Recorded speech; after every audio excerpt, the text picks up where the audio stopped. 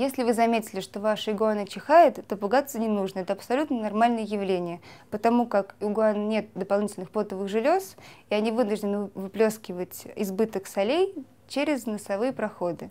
Поэтому чихание для них это норма. Если как раз игуана у вас вообще никогда не чихает, то это повод для беспокойства.